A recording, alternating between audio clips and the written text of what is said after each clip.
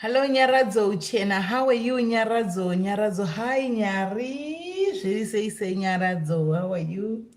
Hi guys, hello guys. Somebody say guys. Let's again mboya nasi kuno botandara nemi kuno. Botandara nema YouTubers, ekudaris.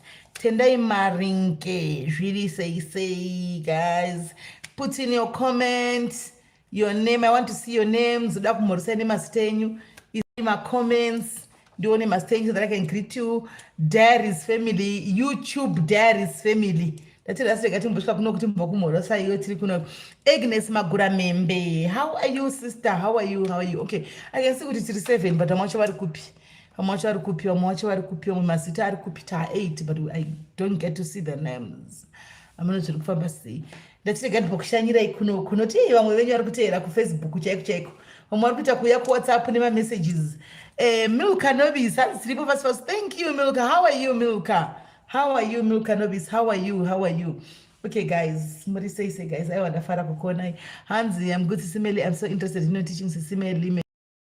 Thank you very much. Thank you, and may God continue to bless you as well. I hope you're okay guys. Mese Molindo for Jiri say guys. I hope Mese Muri right kuno ku guys. Natirega nimbo kumorosai guys. Just want to hear how have you been. Muri say kuno amundino na mboya WhatsApp tombotara tara vodzoka zvavo kuno ku. And guys, thank you very much for your support guys. Thank you again for your support. May God continue to bless you. Okay Milka, okay.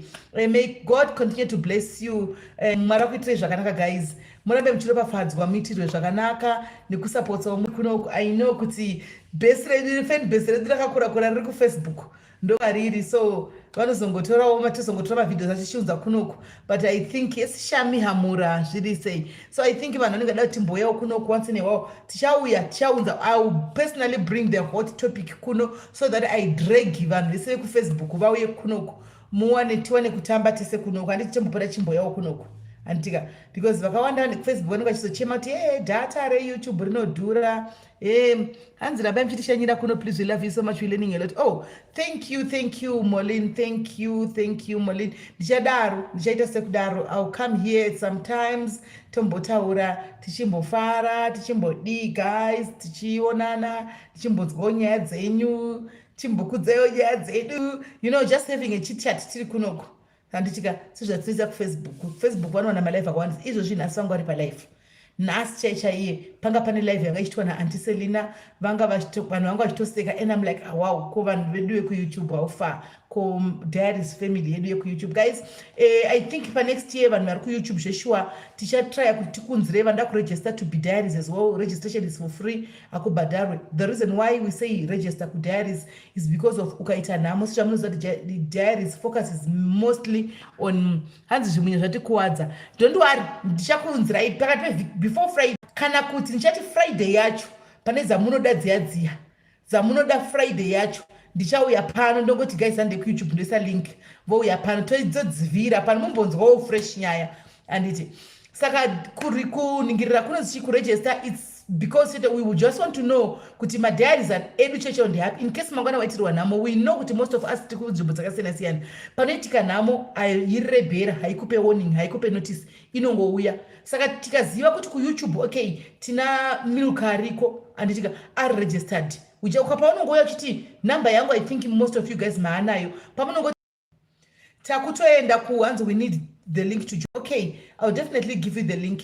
Takutoenda kubhuku redu reya kunovhura mudatabase kuti tine munhu anonzi Milka here, kana arimo zveshuwa takutobatsira. Like recently tine mudzimai weCape Town uko ane murume akakashutwa guys. Murume akakashutwa last week apa body akatomuchengeta kuZimbabwe nesura sa akwira nesura achidzoka bhoza ridiwa basa remandi. Vari murume wachona hamenowo nyaya dziri kungobuda dzine matheories akawanda, but from what I heard nemukadzi wacho achinifonera angoti baba vashutwa, baba vangu vachimhanyiswa nevamwe vanhu vakanopinda pamba panga pane shamwari dzacho. Munoziva kuti kana maitinen achinge ahaiwa guys havana basa kuti pane vamwe vanhu vari innocent kana vachida munhu anenge vachida. Hanzi vakazosvika vakarova vashuta vanhu vese vangu varipo 8 pa8 people vangu varipo pakapona 2 vari pacritical 6 vese havakashayika including murume ushu weumwe wedu akazoita kuti vamwe vashutiwa. Saka vakatora body, we contributed mari body yake tikaudzwa kuti 19,000 body ikaenda kuZimbabwe akavigwa kusora nezuro. So mukadzi as we are speaking right now I think takamutumira mari nezuro yekuti akwanise kudzoka ende kubasa. Saka ari munzira kudzoka, probably anosvika mangwana kana so, handisi kuti akwanise kuenda kubasa.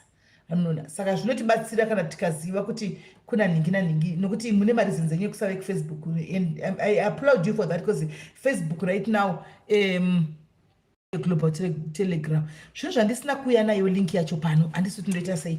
Oh, and the phone yekuti ndokwanisa kufonera munhu takuigirai link ndoya ndoshandisa kuita live, ndikatoenda kundauya nelink yacho pana. Manje handina link yacho panapa. Zvandichaita autira kuti ndikapedza ndopa munhu anokuuploadirai mavideos kunoku okukandirai link panapa, mopinda kuglobal Telegram. At least kune vari kunze kwenyika you can join in there, but vane masecurity checks avanoita ikoko musati mapinda, like just kuda kungoziva kuti ndianani, because we are trying to avoid nyaya dzemaghost accounts who are coming and who are going around terrorizing people. Zvamuri kungoziva kuti taana nadevhu vanasatani vedu vari pano pasa, vasiri kumwe kunhu, vari pano tiri kurarama navo, tiri kudya navo everyday. Saka vanenge vachitrai kuavoida zvinhu zvakadaro, so that we keep our group in one piece, risapinde dzimwe nyoka dzadinenge singafanga kuti dzipinde mugroup. So that's the reason why chiti muzokwanisa kuregister kana mukaregister, but I think next year yepapa tovhura because makawanda zvenyu kudarika 10 apa, ndozoona angu mareviews like ema comments afterwards kana kuti vanhu vanenge vavhiewa maviewers pamalives anenge akawanda, though maybe musingagoni kusangana at once, but kungoregister chinhu chakanaka, especially kana uri kuforeign land, especially kana uchiziva kuti hauna basa restable, hauna kunge wakajoina any funeral services anyway, yekuti inogona kuzokubatsira in terms of problems and things like that. Zvakanaka kuti uregister, handiti hapana mari, hakuna sendi rinodiwa, hakuna chinodiwa chete. Saka ndichatry kuti ndikutsvagire link yeglobal telegram ndokuvigirai, then vanoda kupinda mubva mapinda ikoko, handiti. So yeah, ndo zvo zvandachida kuti ndingokuudzai. And what else? Yeah, I think ndizvozvo chaizvo. Then Christmas, you know, guys, takadecide toda kuenda kuZimbabwe kunodonata Christmas presents dzedu kuvanhu maindividuals akaremara asingagoni kufamba, asi torina kana makumbo, kana tine makumbo asingashandi, asingafamba, tisingazivi. So we just assigned people because we chose to a place to go. Tikati tikuda kuita Harare neBulawayo neGweru because zviri padhuze nepadhuze. So I'll be personally going kuGweru musi wa10 and ndosvika musi wa11. 10 ndosvika musi wa10 iwoyo. But no, so we contributed ma-wheelchairs. Tine ma-wheelchairs tiri kuda kutenga futi ma-groceries ekuti tiende nawo. So pane vanhu vaka-identifyiwa vatori vasina ma-wheelchairs acho, vasingatogoni kufamba, noita zvokuberekwa netoilet. So we are just going to bless them ma-wheelchair tinawo 10 wheelchairs dzatinadzo. Tichangoendawo pane imba iyi1 toitawo live tichibvunza nyaya yake kuti akasvika sei pakuremara, tobva tichienda tine 10. That means basically we'll be visiting 10 houses. Then zvingangove hazvo zvisina kuwanda, but at least Christmas yavo vanoitawo zvakanaka.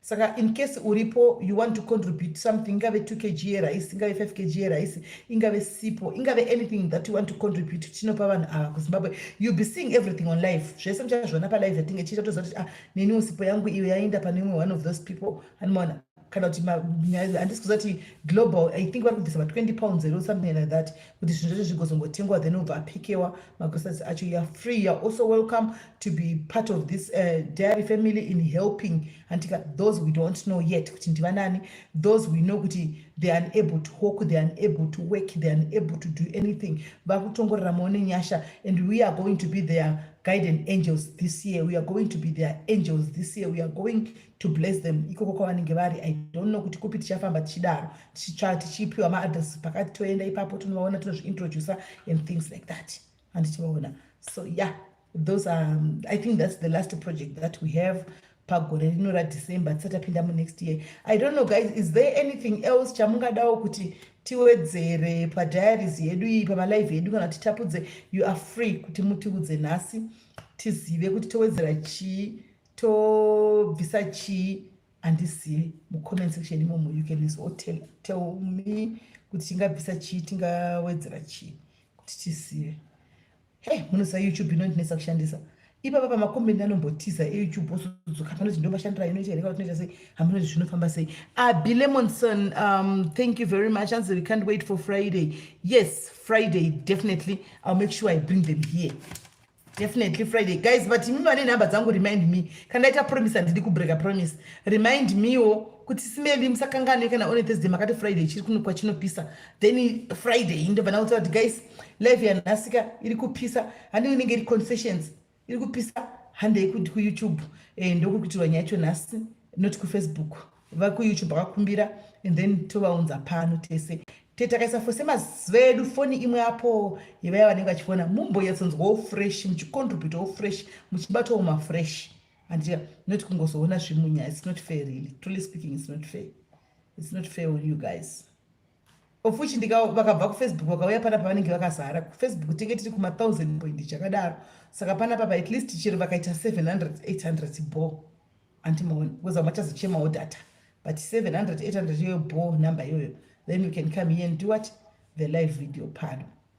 Right. Anything else, guys, that you want to say? And now we have Sakumorosa Yangu. Want to contribute, that you want to say? I don't know. No comments. Ndisakatize na Facebook makomenzi anenge achingoyerera techingomaona ekuna anombotisa osodzoka papa yomboenda kushakuti kana kuti ndisagona kushandisa YouTube yacho maybe pamwe ndini here sinyadzogona kushandisa ameno ndizivi retoni pamwe achadzoka yadzoka adzoka makomenzi ameno zvinofamba sei, handisi kuziva kuti zvinofamba sei. Alright guys, kana pasina apo chimwe chamuda kutaura regai ndiende. I'll see you on Friday guys, I'll see you on Friday. Todzoka zvakare neFriday, then we'll have a live panel neFriday. Feel free guys to inbox me, ku WhatsApp me anytime. You have my number. Kuneva sina, my number is 064 895 4837 064 895 4837. Tinokwanisa kuita zvakawanda kuseri. You have a topic that you think you want it to ibatwe, bring it, then we'll take it. And Lizzie Ncube, I'm very well, my sister. How are you? Thank you very much for joining in. Thank you. So guys, yeah, if there's nothing else, I would like to leave you now and love you. Live and love you. Guys, ndakuyenda you now and love you. Live and love you. Guys, ndakuyenda. I'll see you on Friday, right? I'll see you on Friday. Yeah. Antika, take care of yourselves, guys. God bless you. Bye-bye.